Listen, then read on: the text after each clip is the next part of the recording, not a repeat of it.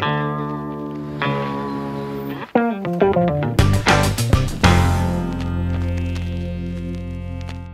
everyone and welcome to the Green Monk TV Smart Grid Heavy Hitter series. My guest on the show today is Andreas Umbach. Andreas is President and Chief Operating Officer of Landis+Gyr. Andreas, welcome to the show. Thank you, Tom. I'm looking forward to this interview. Andreas, there's been the recent award of the stimulus money for smart grids in America, $3.9 billion.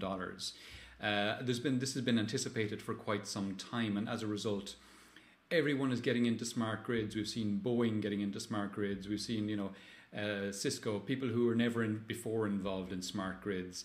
You guys have a bit longer a legacy in this area. So how do Landis+Gyr, how do you, Andreas, define what a smart grid is? Unfortunately, Tom, there's no clear definition of smart grid. It's quite a vague definition. It's a buzzword right now. I would go as far as saying it's a fashion term.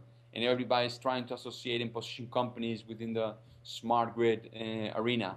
Let me try to give you a very simple definition of smart grid, which is a technology definition. And from there on, you can then add functionalities and hopefully have an indication of what smart grid might be about. Today, the electric network is a one-way network. It's electricity flowing one way. There's no loop, no feedback. And that is why we refer to it as not being intelligent. The smarts or the intelligence happens when you superpose a data network with two-way flow of information exactly on top of this network. For example, at the very end of the network, a smart meter that will feed back to you what is happening at the consumption point or at that end. So superimposing a two-way data network across all of the grid, that is my technical definition of smart grid. Why would you be doing that? Not just because it's an investment and company make money with it. It opens up a whole range of functionalities and things that companies and consumers, whether private or large consumers of electricity, can do with.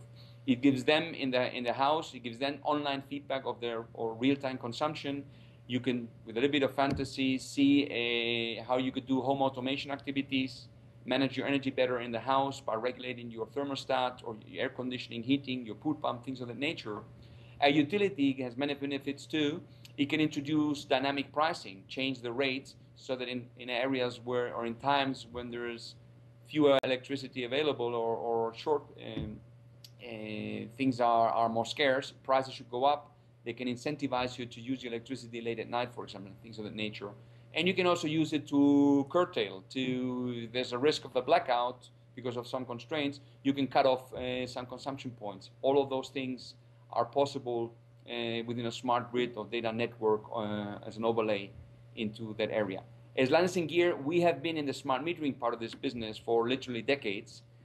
We have a very simple definition. You need smart metering to do a smart grid. You can do a smart metering deployment without adding a lot of functionality that will make it into a smart grid. So we're very excited. We're observing all of these parties coming into this business. We feel we're in that and benefiting from the trend of investments into this arena. The beauty about it is even before the Recovery Act was published and the Obama funding happened, even before that in the States, there was lots of investments happening already, many deployments of smart metering. It's very exciting for us now. With these funds, additional funds, we expect additional growth for our company. So we're very excited.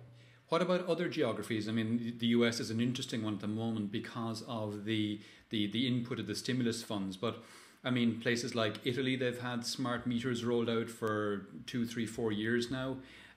What about Southeast Asia and other parts of Europe? Have we an end-to-end smart grid rolled out anywhere there? Or what are the differences in the rollouts in the different geographies? If I start with Europe, you will see that, you have a full deployment. The entire base of Italy has been replaced with smart meters. We've also seen Sweden coming out of the regulatory change with a full rollout. In June of this year, 5 million meters were replaced with smart meters. And now we can argue what type of functionalities do they have. But there's been a full rollout. I see a number of markets where European Union is now prescribing smart metering by 2020. And you see markets like the UK, Spain, or the Netherlands, where legislation is in place that facilitates or requires smart metering. We expect within the next 2 years, many deployments across Europe when it comes to smart metering. And if I jump over to Asia Pacific, It is particularly around New Zealand and Australia where we see first deployments of smart metering. And there it's a state-by-state case. The common denominator is that it requires a political will and changes to the regulatory environment. It is not technology which is slowing down deployments of smart grid. Technology is available, it works, there are proof points out there.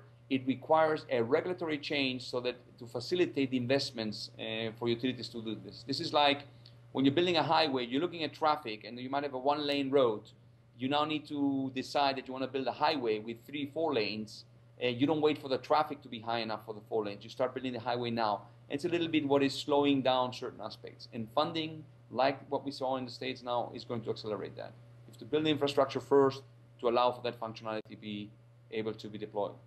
Has there been any decent demand response programs rolled out, any consumer-friendly ones? Because to my mind, one of the big issues around demand response is people don't want the utilities, coming in on top of them, telling them what they need to do now.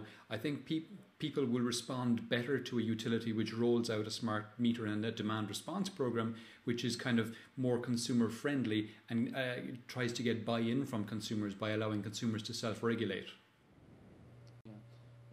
You're giving me the answer already. It's maybe the dilemma. Technology is available, utilities are promoting it, and there's big pilots happening, but at the same time, there's this big brother watching you and taking control of your house fear.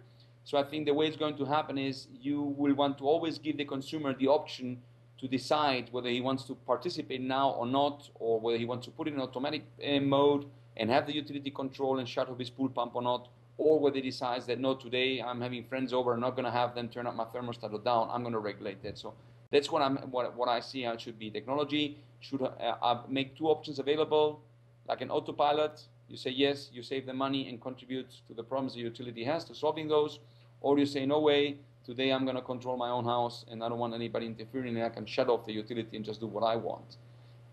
We're in early days. We see first pilots.